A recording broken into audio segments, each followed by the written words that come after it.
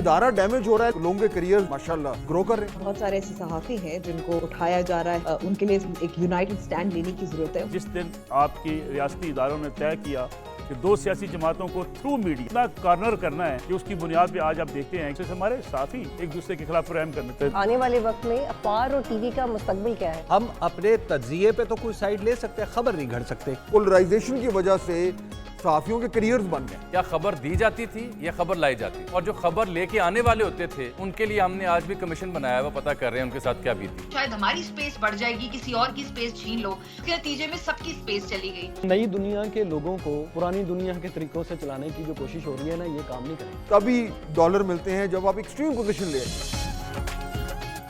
دیکھیے programme red zone files عید special, عید کے پہلے دن رات 7:03 پر صرف ایک نیوز پر.